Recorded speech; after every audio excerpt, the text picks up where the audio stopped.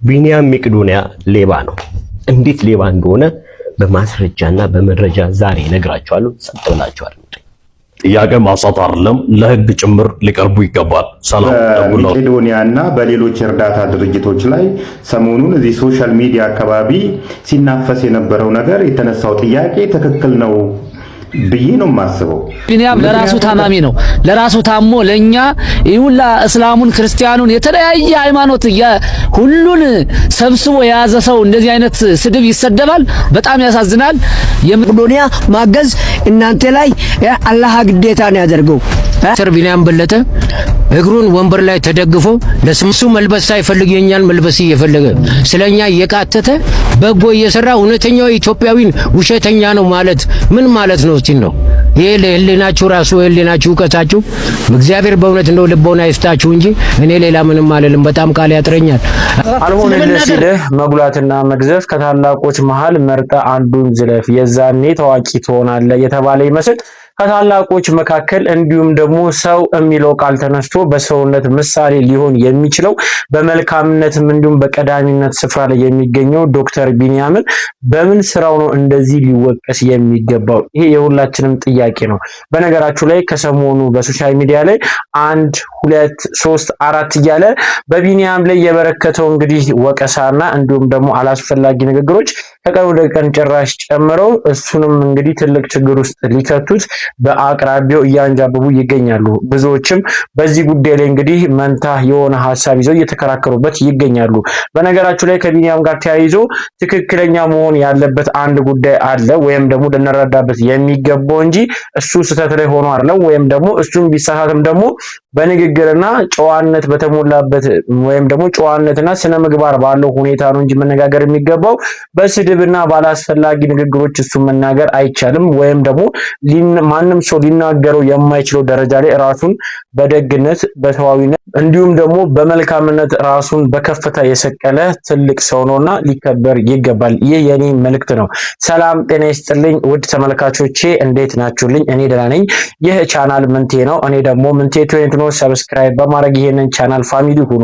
እንግዲህ በወቅታዊና በአዳዲስ ጉዳዮች ላይ ልንመካከር ዛሬም ከተፍ ብዬ መጥቻለሁ። እንደዚህ አይነት ወቅታዊ አዳዲስ መረጃ ዘር ጉዳዮች ከፈለጋችሁ ይህንን ቻናል ምርጫችሁ ማድረግ እንግዲህ እንዳትረሱ ለማለት ፈልጋለሁ።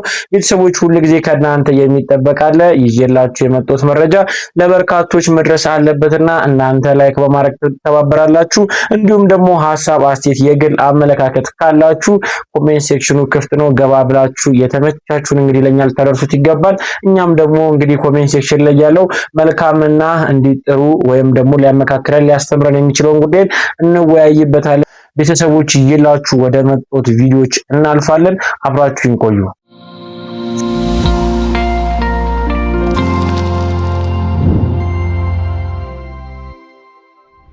ቪዲዮአችን እንግዲህ ቤተሰቦች ቪዲዮአችንን አንድ ብለን ልንጀምር ነው። በቅድሚያ ለወላጆች ሊደርስ ይገባል። ሁሉም ወላጆች እንግዲህ ይሄንን ጉዳይ ማወቅ አለባቸው የተባለ አንድ ጉዳይ አለ። ይህ መረጃ እንግዲህ ለሁሉም ተደራሽ መሆን ስላለበት እንግዲህ ወላጆች በተለይ ይህን ጉዳይ በደንብ አድርጋችሁ ልትሰሙትና ልታስቡበት የሚገባ ጉዳይ ነው። ቪዲዮውን ልጋብዛችሁና ሐሳባችንን እንሰጥበታለን። አስቸኳይ ማስጠንቀቂያ ለወላጆች። ልጆች ሊን እያሉ የሚጠጡት ፋሽን ሳይሆን የመቃብር መንገድ እንደሆነ ስንቶቻችሁ ታውቃላችሁ?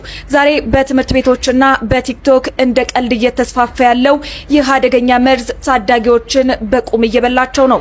ታዳጊዎችና ወጣቶች በስፕራይት ሃይላንድ ውስጥ ቀይ መጠጥ ይዘው ካያችሁ እባካችሁ። ዛሬ እንግዲህ እንደምታዩት ድል በድል ነው። በአጭር ጊዜ እንደዚህ አይነት ኢንፍሉዌንስ ይኖረዋል ብዬ አላሰብኩም ነበረ። ወዲያውኑ ጉዳዩን እንግዲህ መንግስት አካል ጋር ደርሶ በጣም አስቸኳይ ማስጠንቀቂያ ተብሎ ሚዲያ ላይ ዜና እንዲሰራበት አልጠበቅኩም ነበረ። በቃ ወጣቶችን ከእንደዚህ አይነት ነገሮች መታደግ አለብን። እጅግ በጣም አመሰግናለሁ ለተባበራችሁ ሰዎች። አሁንም ቢሆን ማለት ነው ወጣቱ ከእንደዚህ አይነት ነገር ይጠንቀቅ። በጣም አመሰግናለሁኝ። ኖ ሞር ድራግስ። ትውልዱን እንግዲህ ከቀን ወደ ቀን እየገደለው ያለው ስልጣኔ መሰል ውድቀቶች ናቸውና እነዚህ ለጤንነትም ለራስም እንዲሁም ደግሞ ለገዛ ማንነትም እንግዲህ መጥፎ የሆኑ አደንዛዥ ነገሮች ናቸውና እባካችሁን ወላጆች ለልጆቻችሁ ትኩረት ሰጥታችሁ ልጆቻችሁ የት እንደሚውሉ እንዲሁም ደግሞ ከእንደዚህ አይነት ነገር ጋር ንክኪና ግንኙነት እንዳላችሁ በደንብ አድርጋችሁ ቀርባችሁ ብታዩ ብዬ ሐሳቤን መስጠት ፈልጋለሁ።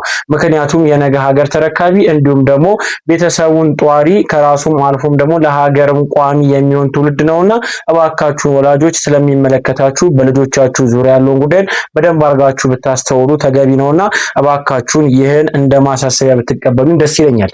ወደ ሌላ ጉዳይ እናልፋለን። ከቢኒያም ጋር ተያይዞ እንግዲህ ከሰሞኑ በተለያዩ ሶሻል ሚዲያ ላይ እየተጋሩ ያሉት ተቃውሞዎች አሉ። እስቲ አንድ ቪዲዮ ልጋብዛችሁና ወደ ጉዳዮቹ እንሄዳለን። ቱቦ የተጣሉትን ሰዎች የሚሰበስብ ቤተሰብ የታከተውን የሚሸከም አንድ ሰው አታውቁ። ይሄ በነፍስ ወከፍ ይሰራ አገር ባዳነ ነበር ወገኖች።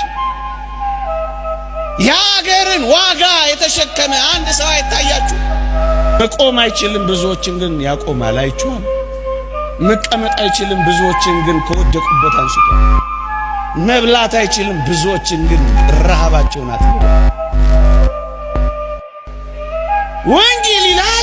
ነው በቃ መምህር ኢዮብ የተናገረውን ሰምታችኋል። የወደቁትን ያነሳ፣ የተረሱትን ያስታወሰ፣ የተራቡትን ያበላ፣ የተራቆቱም ደግሞ ያለበሰ በንጹህ ማንነት እግዚአብሔርን በቅድሚያና ወይም ደግሞ ከፊቱ አስቀድሞ ለተቸገሩትም እንዲሁም ደግሞ ለወገኖቹ የደረሰ መልካም ሰው ቢኖር የሰውነት ትርጉም የገባው ዶክተር ቢኒያምን በምን አንደበት እንደወቀሱት እኔም ሊገባኝ አልቻለም።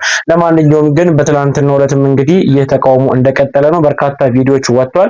ወደነሱ ከማለፊ በፊት ከኢቢኤስ ለመቄዶንያ የተበረከተ አንድ እንግዲህ ስጦታ አለ። እሱን ልጋብዛችሁና ወደ ጉዳያችን እንገባለን።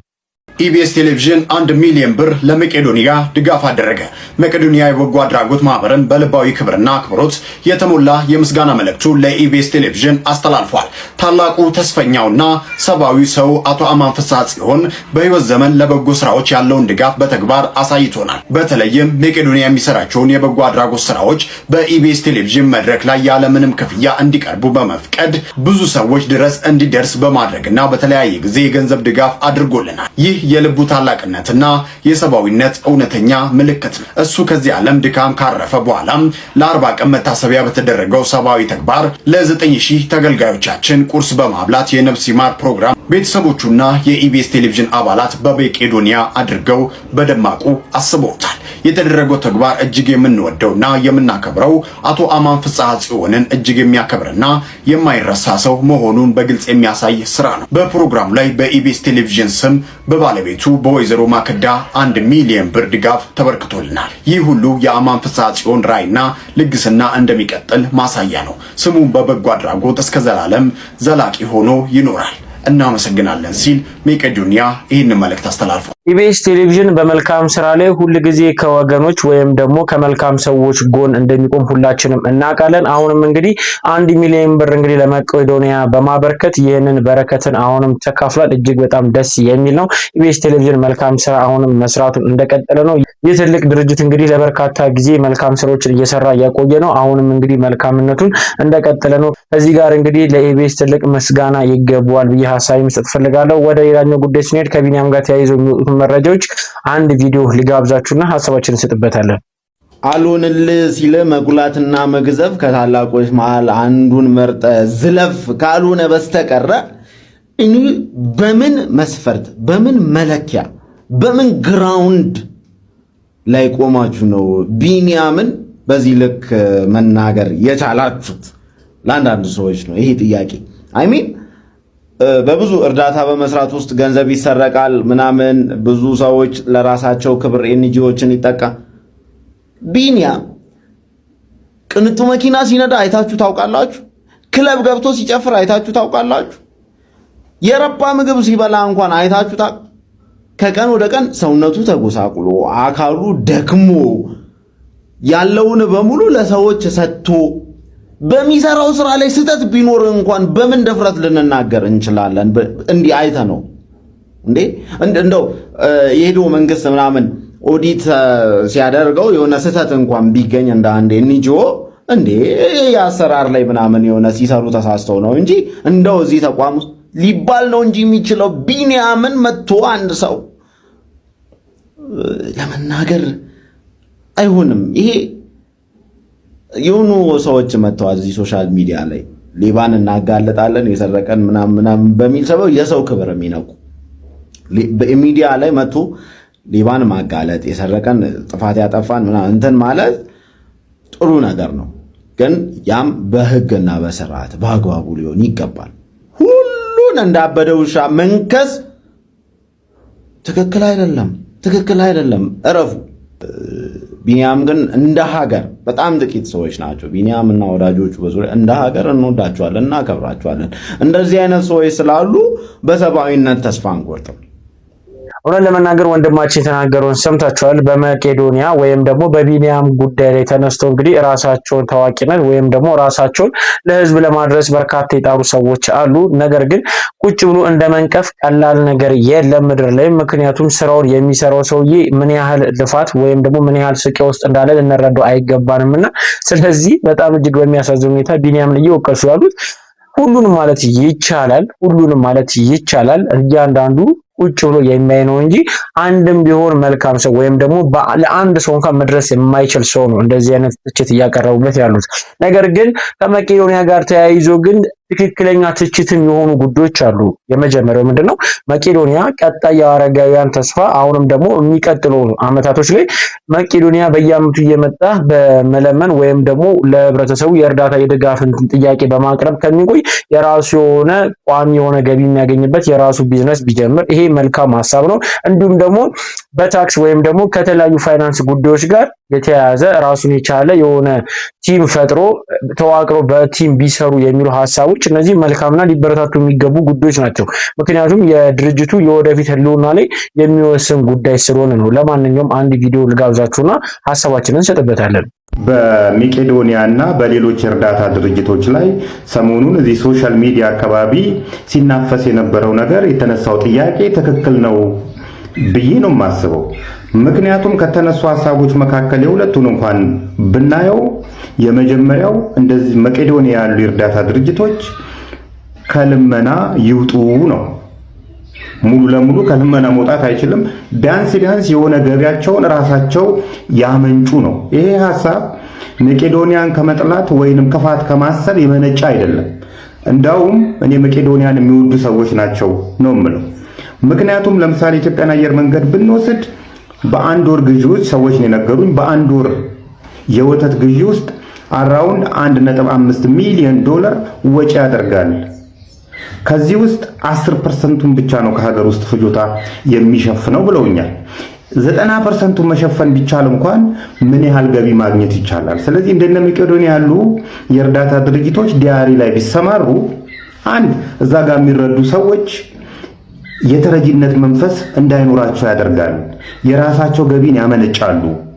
ስለዚህ ሁል ጊዜ እርዳታ ጥገኛ ከመሆን የራስን ገቢ ማመንጨት ይገባቸዋል ማለት ከክፋት የመነጨ አይደለም። በፍጹም ሊሆንም አይችልም።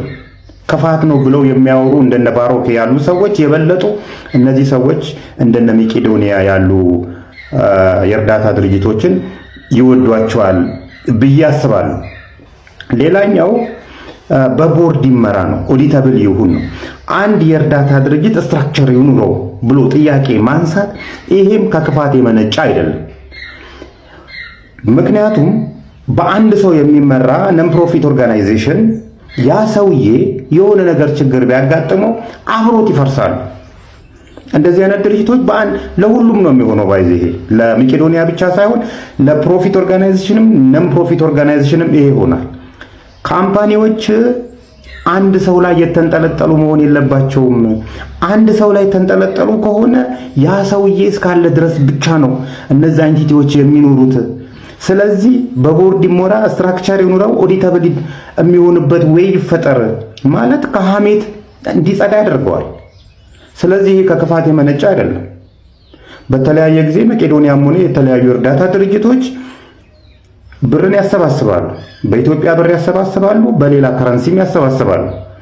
እነዛ ከኢትዮጵያ ብር ውጭ ያሉ ከረንሲዎች ወደ ኢትዮጵያ መጥተው በምን አይነት ሁኔታ እንደተመነዘሩ አሁንም ጥያቄ እናነሳለን እኛ ሃርት ቱ ሃርትን ጨምሮ ማለት ነው። እንደዚህ አይነት ጥያቄ ማንሳት ከጤነኝነት የሚመነጭ ነው።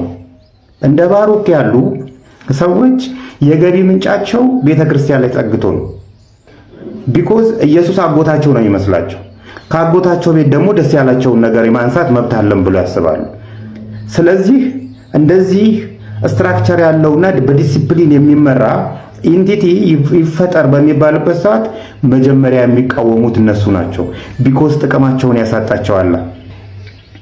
የእርዳታ ድርጅቶች ብቻ ሳይሆን እነዚህ የሃይማኖት ተቋማት አሁንም በተለያየ ጊዜ እርዳታ እያሰባሰቡ ነው። ድሮም እንደዚሁ በእርዳታ ነው እየኖሩ ያሉት። ነገር ግን ኦዲተብል አይደሉም። ድሮ ሌብነቱ የተጧጧፈ ስላልሆነ የእግዚአብሔር ፍራቻ አለባቸው ስለሚባል፣ አሁን ላይ ግን እንደሱ አይደለም። ስለዚህ የሃይማኖት ተቋማት ጭምር የገንዘብ ፍሰታቸው ኦዲተብል ሊደረግ ይገባል ካለን እነ ባሮክ መጥተው አይ ኢየሱስ ነው ኦዲተራችን ይሉናል። ቢኮዝ ሌብነቱ ስለሚመቻቸው ማለት ነው። ይህን ሐሳብ ያነሳችሁ ሰዎች እውነት በግሌ ክብር አለኝ።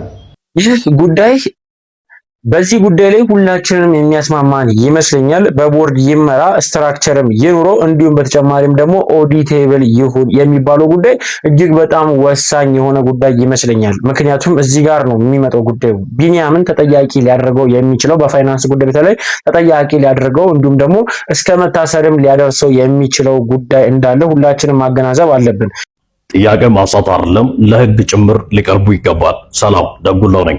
ሁላችሁም ይህንን ቪዲዮ ሼር፣ ኮፒ ሊንክ፣ ሪፖስት፣ ዱት ያደረጋችሁ ብዙ ሰው ይማርበት ዘንድ አድርጉልኝ። እንግዲህ ከሰሞኑ በዚሁ በሶሻል ሚዲያ በመቄዶንያና በሌሎች ገቦች እርዳታ ላይ በተሰማሩ ግለሰቦች ላይ አንዳንድ ጥያቄ እየተነሳባቸው ይገኛል። ይህንን ጥያቄ ተከትሎም ጠያቂዎች ላይ ደግሞ ብርቱ ተቃውሞ እየተነሳባቸው ተመልክቻለሁ። ይህንን ጉዳይ በተመለከተ እንደ ግለሰብ የራስን ምልከታ፣ እንደ ጠበቃ ደግሞ አንዳንድ ነጥቦችን ከህግ አንጻር አንስተን እንመለከታለን። በተለይም ደግሞ እርዳታ ስራ ላይ የተሰማሩ ግለሰቦችን በምንመለከትበት ጊዜ ከሌላው ዓለም በተለየ እኛ ሀገር እነዚህ እርዳታ ስራ ላይ የሚሰማሩ ግለሰቦች የራሳቸው ስራ የሌላቸው፣ የራሳቸው ምንም አይነት የገቢ ምንጭ የሌላቸው፣ ሀብት ንብረት የሌላቸው ሆኖ እናገኛለን። የእርዳታ ስራ እንሰራለን ብሎ የሚሰሩትም ከሌሎች ሰዎች ገንዘብ ሰብስበው ገንዘብ አጠራቅሞ ባሻቸውና ደስ ባላቸው አካሄድ ለሌሎች ሰዎች ገንዘብ የሚያከፋፍሉ ሆኖ እናገኛቸዋለን። ከዚህም ባሻገር ደግሞ እርዳታ ስራ ላይ ከመሰማራታቸው በፊት ምንም ስራ ምንም ሀብት ንብረት በስማቸው ያልነበሩ ሰዎች፣ አንዳንዱ ደግሞ ክፍለ ሀገር ላይ ሞተረኛ ጭምር የነበረ አሁን ላይ ግን መኪና፣ ቤትና ሌሎች ንብረቶችን ይዘው አፍርተው እናገኛለን። ስለዚህ ይሄ ነገር የሚያጠራጥር ስለሆነ ጥያቄ ማንሳት አግባብነት ያለው ነው ብዬ አምናለሁ። መንግስትም በዚህ ጉዳይ ላይ ጣልቃ ገብተው በተለይ ገንዘብ ማሸሽ፣ በህገወጥ መንገድ የተገኘን ገንዘብ ህጋዊ አስመስሎ ማቅረብና ሌሎች ወንጀሎች ላይ እነዚህ እርዳታ ላይ የተሰማሩ ግለሰቦች ሊሰማሩ ስለሚችሉ መንግስት በዚህ ጉዳይ ላይ ሲሪየስ የሆነ ክትትል ሊያደርግ ይገባል ብዬ በግሌ አምናለሁ። የመቄዶንያን ጉዳይ በተመለከተ ግን ለዶክተር ቢኒያም ትልቅ ክብር አለኝ። በጣም ድንቅ ስራ እየሰራ ነው። ነገር ግን እየተነሳ ባለው ጥያቄ መሰረት ኦዲት ይደረግ፣ ገቢ ወጪ ይታወቅ፣ ሌሎች ገንዘቦች በየጊዜው የሚሰበሰቡ ገንዘቦች ከምን ላይ ዋሉ ያንን ሪፖርት አድርግ ብሎ ጥያቄ ማቅረብ ኃጢአት ወንጀልም አይደለም ነውርም የለውም ብዬ አምናለሁ። አመሰግናለሁ። ቤተሰቦች እንግዲህ እንደሰማችሁት በጠበቃው ደጉላው እንደተናገረው ከሆነ ኦዲቴብል ያልተደረገ ወይም ደግሞ በፋይናንስ ጉዳይ ስርዓቱን የጠበቀ ወይም ደግሞ የገንዘቡ ምንጭ በስርዓት የታወቀ ካልሆነ ቢኒያምን ሊያስጠይቀው እንደሚችል እንዲሁም ደግሞ ሊያሳስረው እንደሚችል፣ በተመሳሳይም ሌሎችም ደግሞ የእርዳታ ተቋሞችም እነሱ ጋርም በተመሳሳይ ሁኔታ ሊያስጠይቃቸው የሚችል ጉዳይ እንደሆነ ልናስተውል ይገባል ሲል መልእክቱን እንግዲህ አስተላልፏል። እንግዲህ የብዙዎች እንግዲህ ጩኸት ወይም ደግሞ የብዙዎች ንግግር ወይም ደግሞ የብዙዎች ቅሬታ የሚሆነው በዚህ ጉዳይ ነው። ምክንያቱም የፋይናንስ ጉዳይ በደንብ አርጎ ካልተሰራ የሆነች ትንሽ ስህተት ብዙ ዋጋ ልታስከፍል ይችላልና እባካችሁን በክፋት ባትመለከቱት ብዬ ሀሳብ መስጠት ፈልጋለሁ። ከጠበቃ ደጉላው ሀሳብ ጋር ተያይዞ ምን አይነት ሀሳብ አላችሁ? ለማንኛውም ሀሳብ ካላችሁ ብትሰጡበት ብዬ ወደ እናንተ አሳለፍኩት። ተጨማሪ ቪዲዮ አለ ልጋብዛችሁ። ማሳ አስመጪ አከፋፋይ ለምን አይሆንም መቄዶንያ ምናምን የሚል ሀሳብ የሚያነሱ ሰዎች አሉና በዚህ ያሰምናለ። አዎ እዚህ በተመለከተ እና እኮ ስራችን ሁለት ነው። በነገራችን ሁለት ነው ስራችን። አንደኛውና እንደውም ዋነኛው ሰዎች በመስጠት ከእግዚአብሔር እንዲያገኙ ዋጋ እንዲያገኙ ማድረግ ነው። ስለዚህ ስራችሁን አቁሙ ማለት ነው። እውነቴን ነው የምነግርህ። እኔ አሁን እንትን አይደለም ማወራው እኛም ከጎዳና እንነሳለን ልበለው ከጎዳና እንነሳለን ለብሳለን ተተናል። አንዱ ጥቅም ይሄ ነው። ከዚህ ግን ትልቁ ጥቅም ግን ሰዎች እኛን ረድተው ከእግዚአብሔር የሚያገኙት ዋጋ ነው። ስለዚህ አንዳንድ ሰዎች ምን ያደርጋሉ? በቃ ይሄኛውን ለማስቀረት ነው የሚያስቡት። እኔ እንደውም ንግድ በሚነግዱ ምን በጣም ነው የማዝነው። በቃ እርዳታ ድርጅት። ስለዚህ ሁለት ዓላማችን ምንድን ነው? አንዱ ሰዎችን መርዳት፣ ዓለማዊ ፍላጎታቸውን ማሟላት ማለት ነው። ሌላውስ አሁን አንተ መጣ አይደል? እዚህ መጣ ጊዜ መስዋዕት አድርገህ እኛን ረዳህ አይደል? ዘላለማዊ ዋጋ ተገኝ። በጣም እኔ ነጋዴ ቢሆን አንተ የለህም ማለት ነው። ዋጋ እንዳታገኝ አደረኩ ማለት ነው። እና ዋናው ዓላማችን ራሱ ይሄ ነው። ሰዎች ከእግዚአብሔር ዋጋ እንዲያገኙ ማድረግ። እና እኮ ብንፈልግ ብንነግድ እኮ ምንም ሰው ላንነግድ እንችላለን። ግን እኛ ዓላማችንም አይደለም። እኔ በነገሬ ንግድ አልወድም። ሊስጨምር ሰው እኮ ግዴታ እኮ የለበትም። ሌሎች አሉ ብዙ ፈቃደኛ የሆኑ ከእግዚአብሔር ዋጋ ማግኘት የሚችለው ማልቀስ፣ ካልቻለ ደግሞ ዝም ማለት ነው። ከእግዚአብሔር ዋጋ የሚያገኙ ሰዎች ደግሞ እንዲያገኙ ዝም መሰናከል አለመሆን። ስለዚህ ዋናው መሰረቱ ምንድነው? የገቢ ማስገኛ ምናምን የሚባለው ነገር እኛ የማናደርገው ወደፊትም የማናደርገው አንደኛ ገቢ አለ፣ እሱም እግዚአብሔር ነው። ማስረጃው ምንድነው? ብዙ አመት ሰዎች በላይ ቢሊየንስ እያወጣን እየረዳን ነው እግዚአብሔር ኃይል። ሁለት ደግሞ ሰዎች ዋጋ እያገኙ ከዛሬ የረዱ ሰዎች ምን ያህል ከእግዚአብሔር ዘላለማዊ ዋጋ ያገኙ። ስለዚህ እሱን አታርጉ፣ ሰዎች ዋጋ ያገኙ እያለ ነው። እንደዚህ አይነት ሰው በነገራችን ላይ ገርታ አድርገልኝ ንግድ ምናምን የሚል ሰው አይዲያ የለውም። ሰዎች በመርዳት የሚገኘው ጥቅም ምን እንደሆነም አላወቀውም ማለት ነው። በመርዳቱ እሱ የሚያስበው እነሱ መርዳታቸው ከበለጠ ከነሱ የበለጠ እሱ ዋጋ እንደሚያገኝ ያውቀው። አይ ትንሽ ነገር አድርጎ ዘላለማዊ ዋጋ የማይገባውም ማለት ነው። ዘላለማዊ መንግስተ ሰማያት ተስፋ የሚደረግበት ቅዱሳን ሰማዕት የሚሆኑበት የሚጋደሉበት ጉዳይ በጣም ትልቅ በቃ ነገር በትንሽ ነገር ዋጋ የሚገኝበት ነገር ለማግኘት የሚደረግ ነገር መሆኑን አያውቀው። የምትለው ለዛ ነው በቃ። ስለዚህ ሰዎች ኮሜንት ሲያደርጉ አያለሁ። ይሄ የገባቸው ብዙ ሰዎች እየተጠቀሙ ነው፣ ዘላለማዊ ዋጋ እያገኙ ነው ይላሉ። ስለዚህ ይሄ ካልገባው አንድ ሰው በእናንተ ሰው ገባ እርዳታ ሊሰጠው ወይ የመንፈስ ደስታ ወይ እነሱ አሳዝኖት ምናምን ሊሆን ይችላል። በነገራችን ላይ ደግሞ ሀሳብ አለኝ። አንዳንዶቹ ደግሞ ከመጨነቅ ነው ከቅን ማሳሰብ። ለምሳሌ በቃ ነገ ይሄ ችግር ይገባል ብሎ ያስባል። እንዴ አንደኛ ለመቄዶንያ ከኛ በለጠ እግዚአብሔር እኮ ያስባል። እሱ ለነሱ አስቦላችሁ ነው ሰው እናስፈልጋቸው። ከኔ የበለጠ ከሱ የበለጠ እግዚአብሔር ለነሱ ያስባል። ከሱ የሚጠበቀው ከቻለ ማድረግ፣ ካልቻለ ደግሞ ዝም።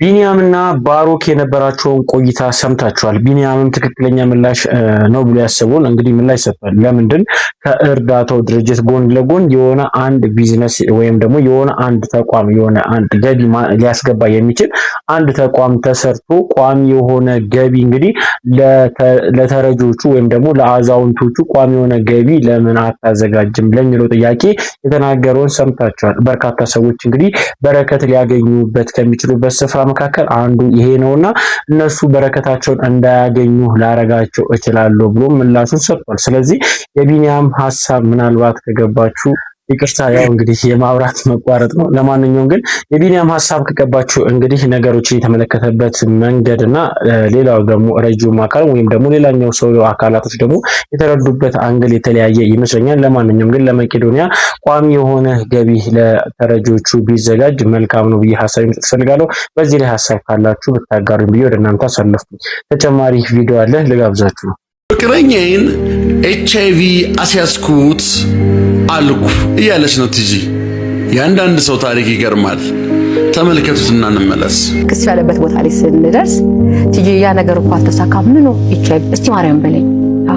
በቃ እኔማ አሁን በቃ አምላኬ የማያዝንብኝም እኔ ስለሆንኩ ያስያዝኩ አብሬ መያዝ ፈልጋለሁ በቃ ያዘኝ አልኩት የዛን ቀን ማርያም። ምክንያቱም እኔ ነኝ ይሄ ልጅ ጥሩ ጭንቅላት አለው ጎበዝ ነው መስራት እየቻለ ሀገርን መለወጥ እየቻለ ቤተሰቦቹን መርዳት እየቻለ እኔ ጋር እምቢ ስላልኩት አይደል ይሄ ልጅ HIV ያስያዝኩት። ስለዚህ የሱን ህይወት አበላሽቼ ብቆም አምላክ ያዝንብኛል የሚል እሳቤ ማለት ነው። ድንግልን የምሬን ነው። ከዛ በቃ ከዚህ በኋላ በቃ ካንተ ጋር አብሬ ሆናለሁ። ቀድሞ የሞተ ቀድሞ ይሞት። አዎ እንደዚህ አይነት ውሳኔ ለመወሰን የልብ ንጽህና የልብ ፍጹም የሆነ የዋህነትን ይጠይቃል። እህታችን ቲጂ ተወዳጇ እንዲህ አይነት ውሳኔ የወሰነችው ያስተዳደጓ ተጽዕኖ ነው። የሚገርም ነው። ተማሩበት። እንግዲህ ጋብቻ ጥቅሙ ምንድነው ካላችሁ አንድም ከዝሙት ለማምለጥ ነው። በዝሙት የማይፈተን ሰው የለም። ሁላችንም በሪሌሽንሺፕ ላይ ያለን ሰዎች ብዙ ጊዜ መቆየት አለብን ብዬ አላስብም። ቶሎ ወደ ጋብቻ ወደ ትዳር መሄድ ያስፈልጋል። ምክንያቱም ከጋብቻ በፊት የሚደረግ ግንኙነት ዝሙት ስለሚሆን ኃጢአት ስለሚሆን ማለት ነው። እና በእህታችን ቲጂ ምን ተማራችሁ? ሐሳብ አስተያየታችሁን ኮሜንት ላይ አስቀምጡ። ፎሎ ማድረግ እንዳይረሳ። የሱላማጢስ ቤተሰቦች ደስተኛና ሰላማዊ እንድትሆኑ ምኞቴ ነው። መልካም ቀን። ሁላችንም የምናውቃት ሁላችንም የምንወዳት እንግዲህ አርቲስት ትዕግስት የተናገረችውን ሰምታችኋል። እጅግ በጣም በሚገርም ሁኔታ እንግዲህ በሰይፉ ላይ በነበረ ቆይታ ብዙዎችን የሚያስደምሙ መልካምነት የተሞላቸው ጥሩ ንግግሮችን አድርጋለች። ለማንኛውም በትዕግስት ሐሳብ ላይ ሐሳብ ካላችሁ ብታሳውቁ ለማለት እወዳለሁ። ለማንኛውም ቤተሰቦች ለዛሬ ይዤላችሁ የመጣኋቸው ጉዳዮች እኚህን ይመስላሉ። እስካሁን ድረስ አብራችሁኝ ስለቆያችሁ አመሰግናለሁ። ማብራት እንግዲህ በመጨረሻ ማብራቴል እንግዲህ በተደጋጋሚ እየጠፋ እየመጣ ስለሆነ በእኛ አካባቢ ትንሽ ተቸግሬያለሁ። ለማንኛውም ግን ቪዲዮን እንዳላበላሸውባችሁ ተስፋ አድርጋለሁ። በቀጣይ ቪዲዮ እስክንገናኝ ሰላም ቆዩልኝ። ወዳችኋለሁ።